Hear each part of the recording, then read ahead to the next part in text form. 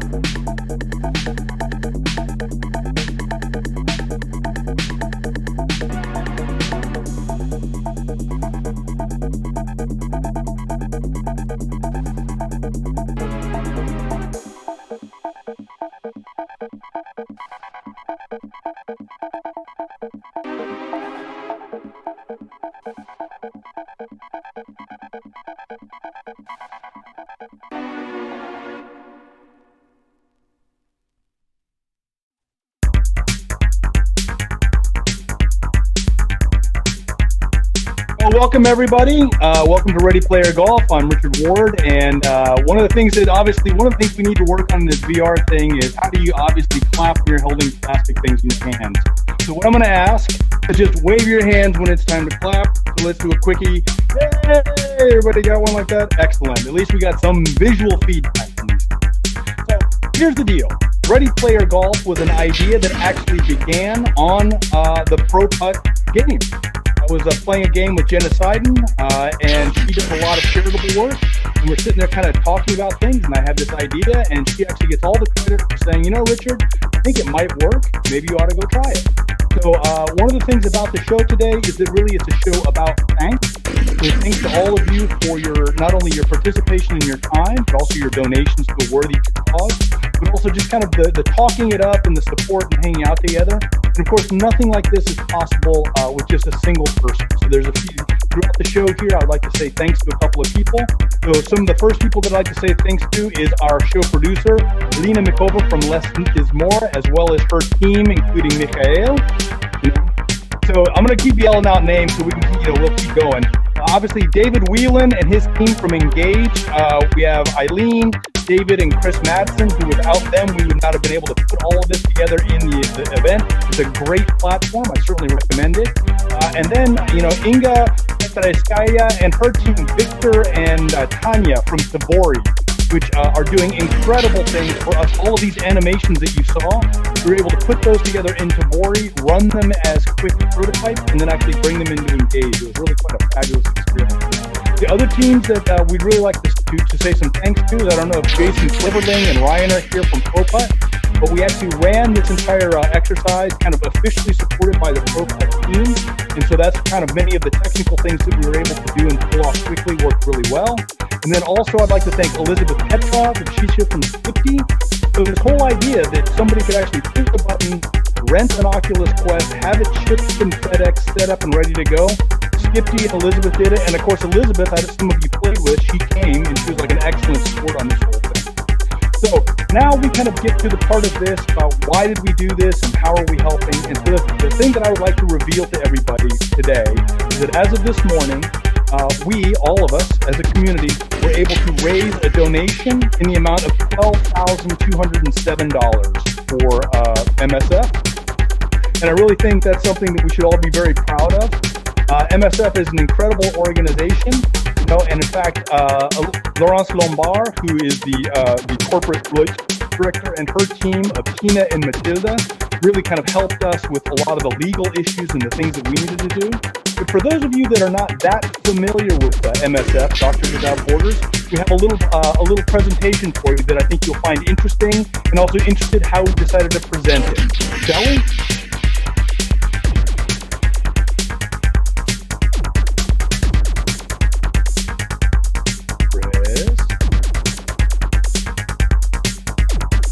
Go.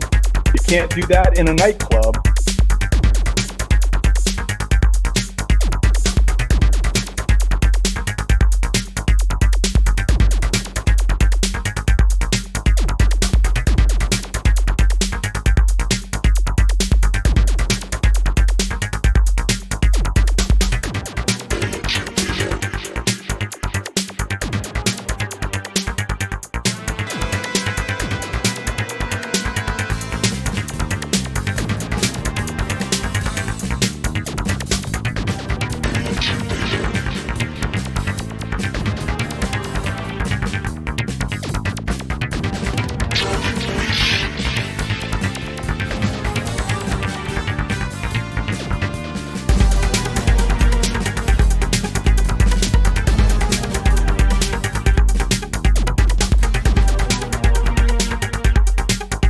Welcome to the introduction to Cybertech lecture from the University of New Haven's Cyber Forensics Research and Education.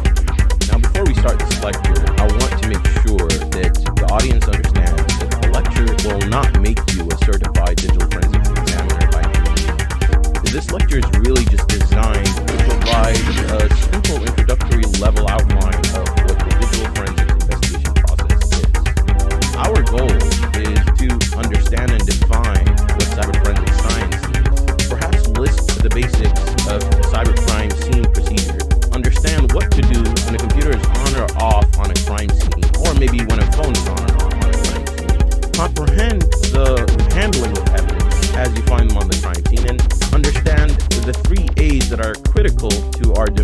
is acquire, authenticate, and analyze. Understand the process of maintaining the integrity of evidentiary data, and gain insight into what to do if that data is encrypted. Now, cyber forensics is about science and law. You cannot have forensics without having science and law together, intermingled. And it's about the scientific examination and analysis of data that could be held on or retrieved from computer storage media in such a way that the information can be used as evidence in the court of law. Now, what's important is that you understand that this is a process. It's a process that could be sequential. Sometimes it's not, because every case is slightly different. But generally speaking, we have a process in which we identify evidence, we collect the evidence, we transport the evidence, we analyze the evidence, and then we report our findings. Whenever we identify the evidence and we collect it, the main thing here to keep in mind is that we're doing it in a scientifically valid way as well as in a law-abiding way. Because if these two things, again, don't exist, then we're really not doing forensics. Now, one could think of a digital crime scene as an actual digital crime scene on a server, or it could actually be a normal scene, like a room that contains digital devices. And that's the thing that maybe differentiates this area of forensics from other forensic disciplines, is that we could actually have a virtual crime scene in which digital evidence may exist. The main thing here is that digital evidence is data that establishes that a crime has actually been committed. And digital evidence can provide a link between a crime and its victim, or it can provide a link between a crime and the perpetrator. Now, there are numerous types of phones, things get a little more complicated, because with hard drives and with media like desktops and laptops, that media is standardized to a larger extent. When it comes to mobile phones, for the longest period of time, there was no standardization. There was USB ports, mini USB ports, Apple has its own ports that plug into the phones, and so on and so forth. So, when it comes to analyzing mobile phones, there are a variety of tools that you can potentially use. And the most widely used ones are XRY and Celebrite. There's also Oxygen Forensics, which is also widely used. And there are some open source ways of being able to acquire data from the mobile phones themselves. For example, Android Debug Bridge can be used to pull data from an Android phone without purchasing any software or hardware for that matter. So the question then is, what are the different ways you can get data from a phone? Now you have to understand, when you're dealing with phones, they are quite volatile. Data on a phone is changing all the time, specifically when the data on your hard drive stays there. However, the data in RAM, and that's really what you see on your screen, plus many other things, is deleted. In the past, people have said that this data is deleted immediately, but some research has shown, for example, the cold boot attack research has shown that actually the data fades over time. It's not deleted immediately. But however, if the data is not gone, there might be some very sensitive things in there that we might want to capture.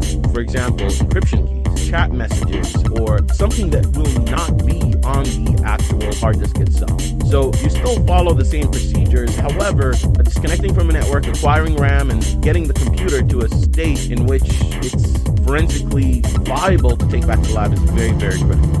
The other set of devices in which we see a lot of these days are mobile devices. And again, they could be off or on. And mobile devices, or small-scale digital devices, are kind of tricky to deal with because a lot of people have passcodes on them. With Apple's new iOSs, they are quite secure, and it's very difficult to get into the phones, as evidenced in the recent FBI case in 2016. But one of the main things is you have to document the crime scene, but we also use sometimes these bags called Faraday bags, and Faraday is a kind of metal that basically shields the connectivity to the phone. Some research has shown that a lot of these bags that are being sold are actually not that viable for usage, but let's be better safe than sorry. When the actual phone is on, again, you have to document the crime scene, but a lot of times you'd want to put it in airplane mode so that you shield the connection, and you'd want to insert a portable charger. And part of the reason why you want to do that is because you might, lock the phone up if you turn it off completely, and you might not be able to acquire it. And by acquire it, when you pull the data off of it, which we'll get to in a minute. So those are the sort of things that you have to keep in mind. Now, a lot of you, when you look at this, you might be saying this is only applicable to criminal cases. That's not true. In any case that you connected to it, It has a device cable and it's powered up. You can plug a phone in there and then you use the XRY software on the workstation and you start acquiring the devices. Here's an example of the user interface. Should you be able to acquire the phone, you can click on device, see the device details, the contacts, the web, if there's any websites that were visited, the files on the phone, and so on and so on. So we have covered a bunch of concepts here about acquisition, mobile phones, hard drives, distributing copies. But what's really important to note at the end of the day is that evidence collection has to be done in a way that protects the data. It is also important to note that documenting every little thing that you've done throughout the whole process is super critical. Should you have any doubts or should anybody else have any doubts about your work, you have your notes to go back to. And the chain of custody of everything that you've done or every single item that you've collected is also very critical. I hope that you enjoyed this lecture, and now it's time for you to immerse yourself as a digital forensic investigator and engage in a virtual reality case to help you practice what you have learned. Thank you and good luck.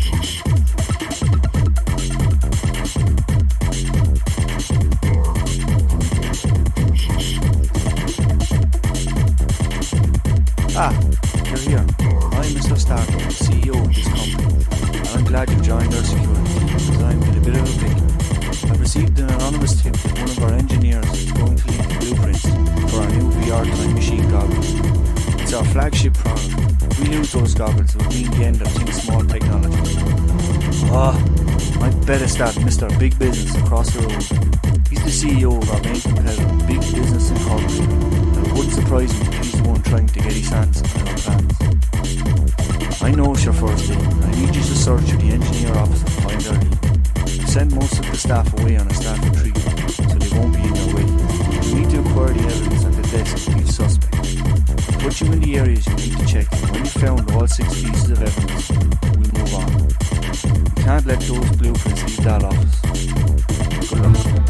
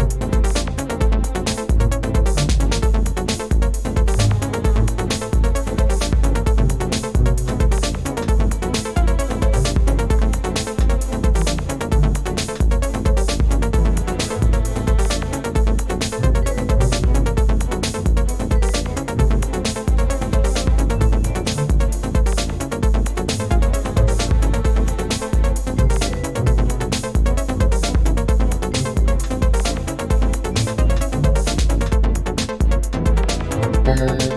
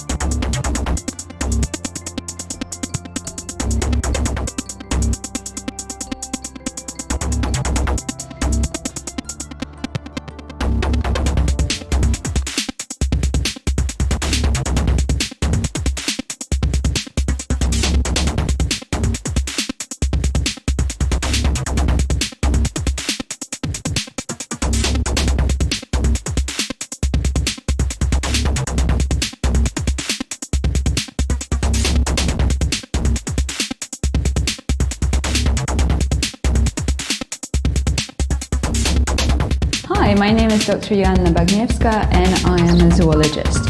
And today I'd like to talk to you about cats. Cats have been with us for about 9,000 years and they have been worshipped in ancient Egypt. They are worshipped now by internet users and we love them. They are purring, they are soft, they are cute, and we don't sometimes think about the fact that they are also some of the most efficient and dangerous predators on Earth.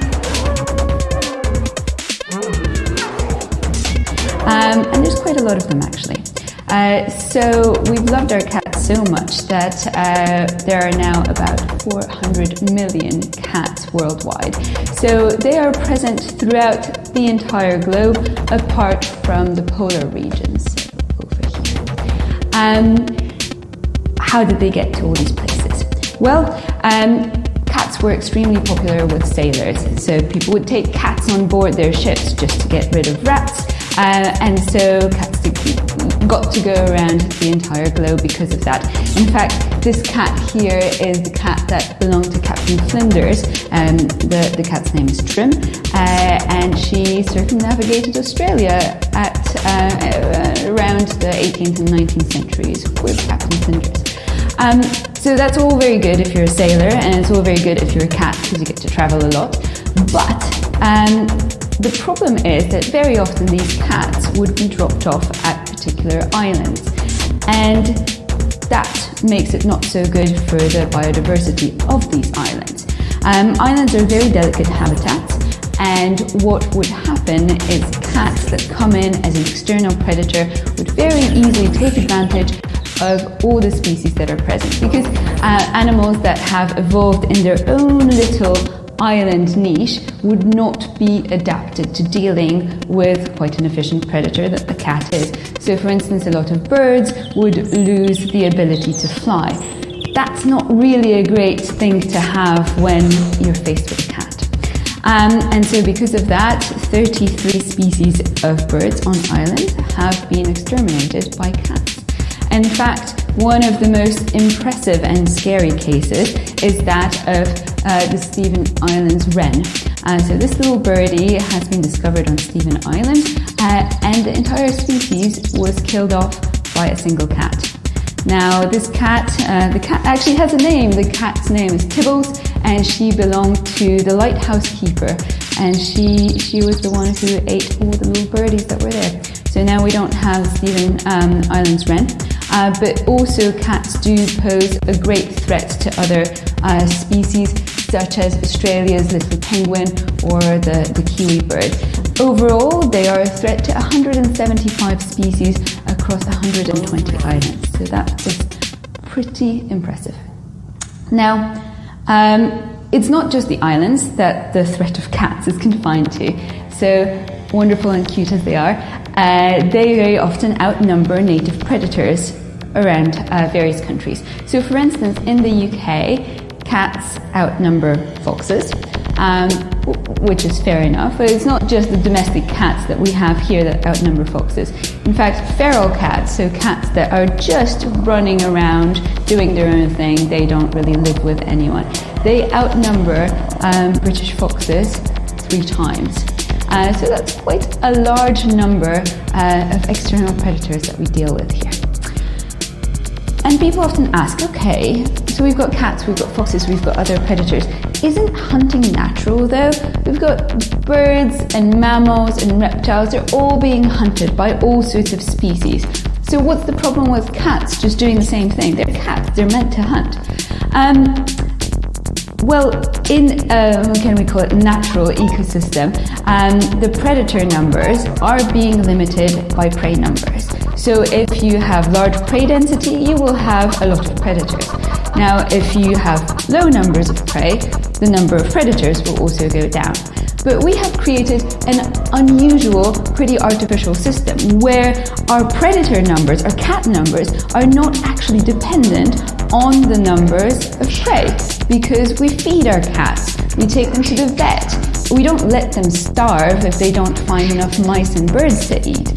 So we've disentangled this relationship between predator and prey, but at the same time, our numbers of cats are growing and they're not hunting any less.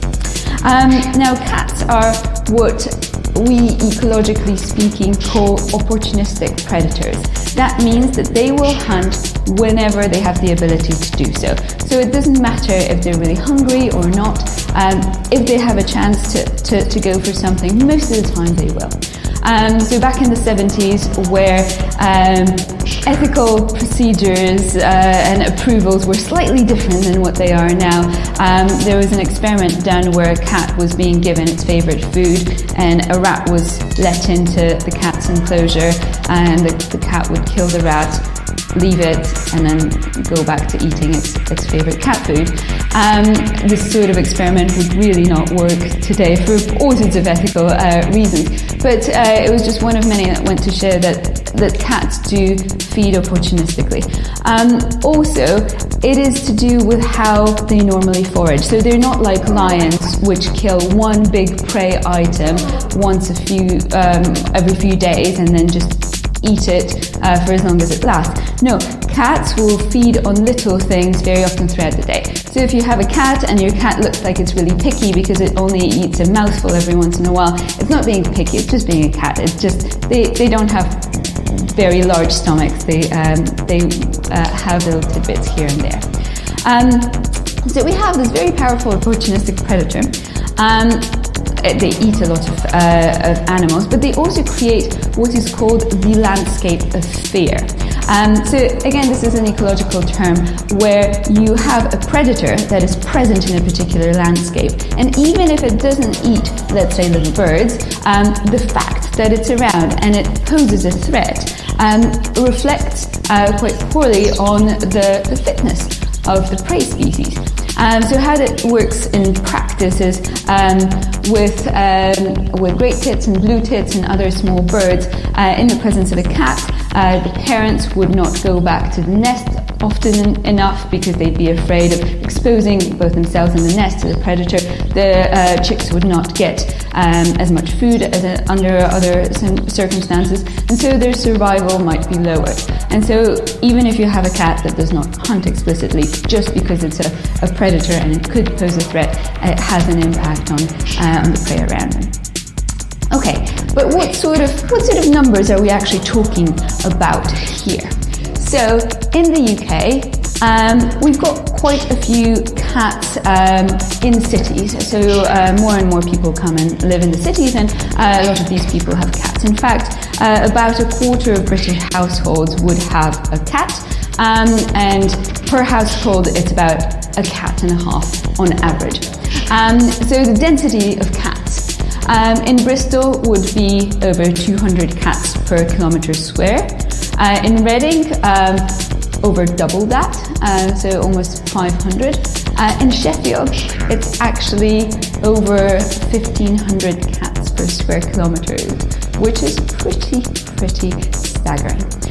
Overall, this gives 10.3 million pet cats in the UK. But what sort of numbers are we actually talking about here?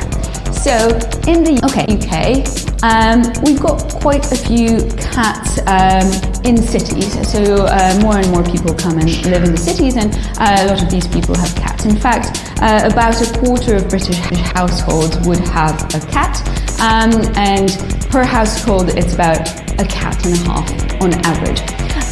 So the density of cats in Bristol would be over 200 cats per kilometre square.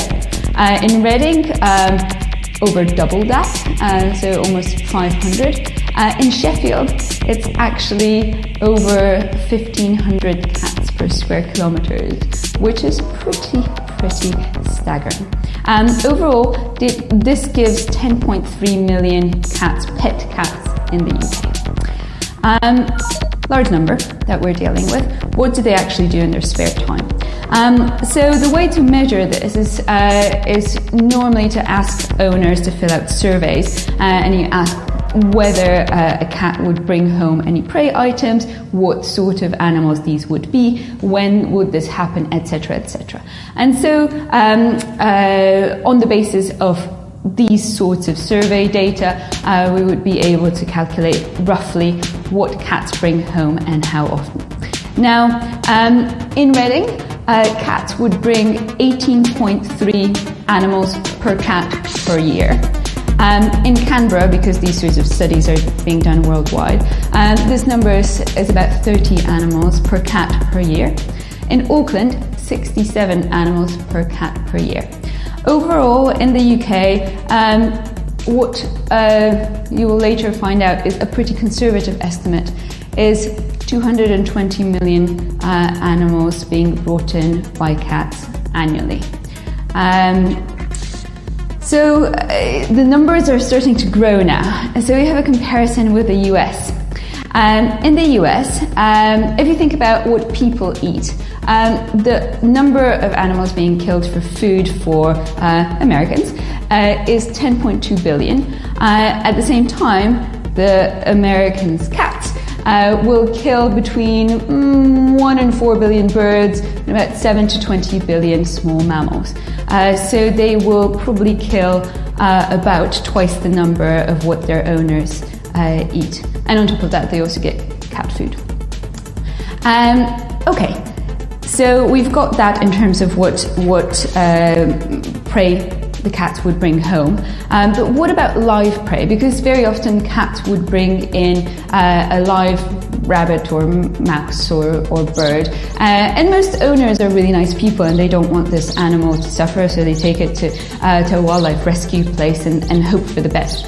Unfortunately, data from wildlife rescue facilities show that about 80% of these animals don't make it. So even if your cat has brought in a live prey and you've managed to whisk it away, chances are it's not going to do too well. But all of that data is calculated on the basis of responses to surveys. And we know that sometimes people might not be too precise about describing what it is that their cats do, and so on and so forth. So another way of studying what cats do is using what is called a kitty cam, so a little camera mounted underneath the cat's chin. And so this camera allows you to actually see what it is that the cats are doing outside. And on the basis of data from kitty cams, there's quite an interesting result coming out, because when we look at what cats do with their prey when they're outside, well, 23% of the prey they will bring home to their owners, show off. 28% of the prey they will eat on site, and 49% they will just leave there. And if you think about it, so far with the survey data, we're only taking into account the 23%. So you can extrapolate how much more there is. And there's quite an interesting result coming out, because when we look at what cats do with their prey when they're outside, well, 23% of the prey they will bring home to their owners, show off.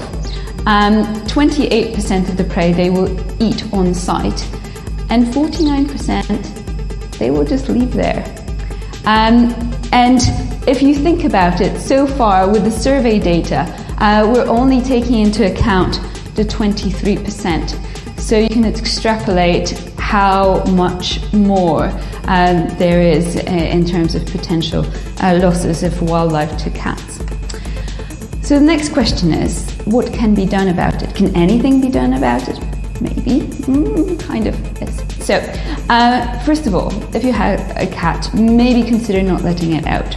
If it has to go out, at least lock it up during the night, because cats are nocturnal predators. They're very efficient at hunting at night. They have a very big advantage over their prey when they hunt at night. If they have to go out, also consider giving them a collar with some sort of a deterrent. So one option is a bell collar. This works particularly well to warn mammals because they're very good at hearing things at a distance, not so good with visual cues. You could also consider getting your cat one of those very fancy collars. One way this works is the cat is too embarrassed to leave the house. But also what actually this works as is a deterrent for birds, because birds are very mindful of colourful objects in their presence, so they will notice something like that. And the latest trend is a cat bib. And this cat bib is something that doesn't allow the cat to pounce very efficiently on the prey. So it's probably the most efficient of the three, probably also the most embarrassing for the cat. Just one point: if you do give your cat a colourful collar to put on, make sure it's a proper one that has a quick release mechanism. Just don't put a scrunchie on your cat, because that's not very good. You don't want the cat to get strangled somewhere or hooked onto a branch. Let's be fair to the cats, we still like them. Cats are wonderful. They're great, intelligent, adaptable creatures, and we love them, but let's make sure that we also love the wildlife around them. Thank you.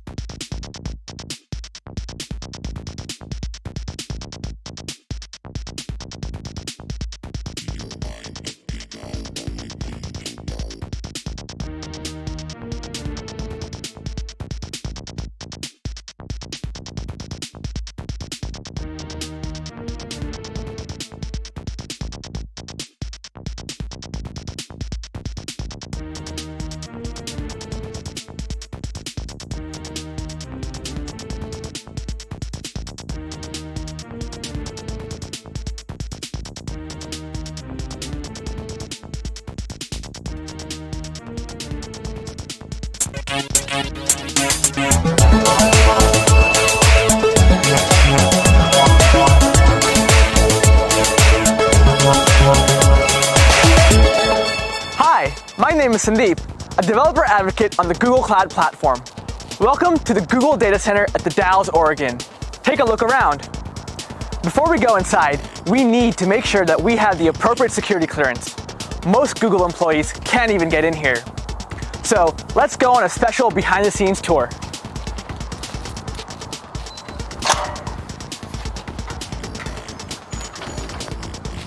I'm here with Noah from the Site Reliability Engineering team. Noah, can you tell us a little bit more about the SRE role at Google? Yeah, SREs write and maintain the software systems designed to keep our services running. So what happens if one of these systems goes down? We've designed our systems from the ground up to be able to handle any unexpected failures that might occur. We have highly redundant power, networking, and serving domains, so that even if we do lose an entire cluster, we're able to redirect those workloads and live migrate data in order to minimize any impact.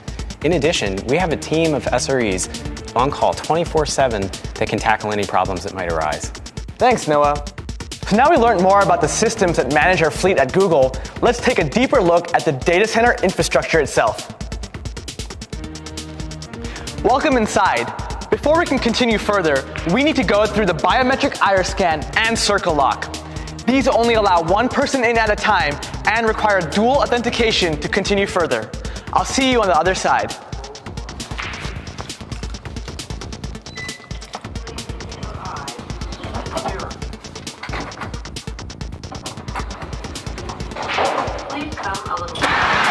Welcome to the data center floor.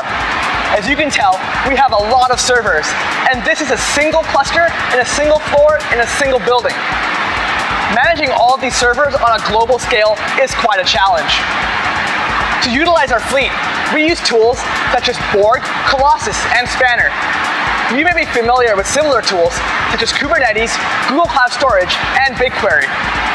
Now, these tools allow Google engineers and cloud customers to more easily manage infrastructure, allowing everyone to build innovative and scalable applications.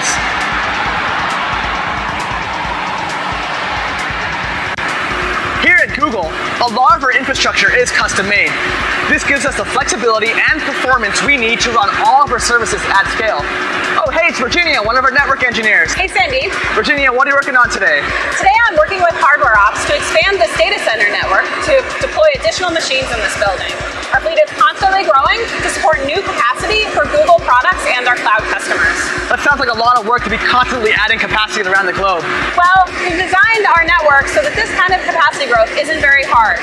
Jupyter, our current data center network technology, is a hierarchical design using software-defined networking principles. So, just like with our servers, we've abstracted away the specific details of our network and can manage them like they're software programs and data. Abstracting seems to be a common theme here at Google. I've also noticed a lot of fiber running in our data centers. That's right. A single building can support 75,000 machines and carry over 1 petabit per second of bandwidth, which is actually more than on the entire internet. Wow. This allows us to reliably access storage and compute resources with low latency and high throughput. So how is this data center connected to all our other data centers around the globe? Google runs V4, our own private, highly efficient backbone network, which is actually growing faster than our internet-facing network. It connects all our data centers together and allows services to efficiently access resources in any location. Nice. I finally know what all this Google Fiber is really used for. Thanks, Virginia. No problem. So now you've seen all the compute and networking horsepower required to run your workloads in the cloud. Let's take a look at where your data is safely and securely stored. Let's go.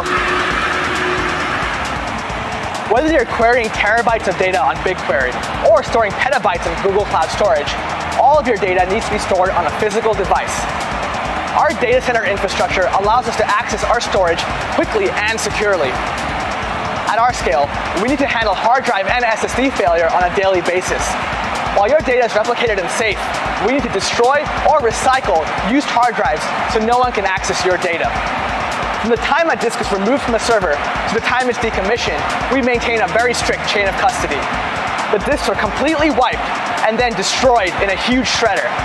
Let's go shred some hard drives.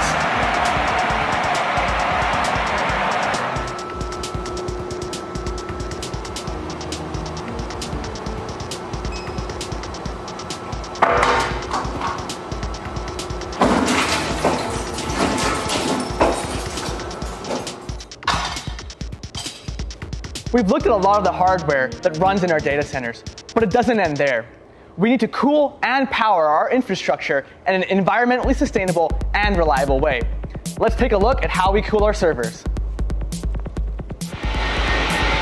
Welcome to the mechanical equipment room. Looks pretty cool, doesn't it? Oh, hey, it's Brian, one of our data center facilities technicians. Hey, Brian. Brian, can you tell us a little bit more about this room? Sure, well, this is a cooling plant for one of the data centers that we have on site. So a lot of heat is generated on the server floor, and that all has to be removed, and that starts right here in the cooling plant. So it's basically two loops. We have the condenser water loop, and we have the process water loop. The process water loop are these blue and red pipes over here. So they take the heat off the server floor, and they transfer it to these heat exchangers here. The condenser water loop are these green and yellow pipes here. They take the cold water from the basin underneath us, they transfer it to these heat exchangers here, and they send it up to the cooling towers up on the roof. I notice our pipes are Google colors. It's pretty cool. So how efficient is our data center? Well, Google has some of the most efficient data centers in the world. In fact, when we started reporting our power usage effectiveness, or our PUE, in 2008, most other data centers were around 100% overhead. At that point in time, Google was 20% overhead, but since then, we reduced it to just 12%. And that even includes our cafeterias. Whoa, that is so low. Also, what's this big green machine for? Oh, well, this is a chiller. We very rarely use them, but it helps keep the process water temperature in the desired temperature range when it gets really hot outside, basically helping the cooling tower do its job. In some of our newer data centers, they have no chillers at all. I love how our new data centers are even more efficient. By the way, can we go up and take a look at a cooling tower? Sure, let's go. Wow, what a view up here. So Sandeep, this is a cooling tower. It uses evaporation to rapidly cool the water from the condenser loop and sends it back down to the basin. You could say we're making actual clouds with the cloud. Clouds making actual clouds. Welcome to Google. So Brian, how do we power the cloud? Well, that all starts at Google's power substation. Let's go take a look. So this is the Google-owned power substation. This is where the high voltage power enters the site, it's reduced and then sent to multiple power distribution centers such as this one right here. What happens if a power distribution center loses power? If it loses power, we have multiple generator and utility backup sources available to maintain power to those servers. And where does all the power come from? It actually comes from multiple hydroelectric power plants that are nearby. I love how Google uses reliable green energy whenever possible. We are 100% carbon neutral, actually. That's pretty cool. You could say we're making actual clouds with the cloud. Clouds making actual clouds. Welcome to Google. So Brian, how do we power the cloud? Well, that all starts at Google's power substation. Let's go take a look. So this is the Google-owned power substation. This is where the high voltage power enters the site, it's reduced and then sent to multiple power distribution centers such as this one right here. What happens if a power distribution center loses power? If it loses power, we have multiple generator and utility backup sources available to maintain power to those servers. And where does all the power come from? It actually comes from multiple hydroelectric power plants that are nearby. I love how Google uses reliable green energy whenever possible. We are 100% carbon neutral, actually. That's pretty cool. You know, it seems like Google builds reliability from the ground up, from the power and cooling all the way to the software systems that manage our fleet. Thanks for showing me around, Brian. No problem. Have a great day. Thank you for joining me on this special behind-the-scenes tour. Please check out cloud.google.com to learn how you can build what's next.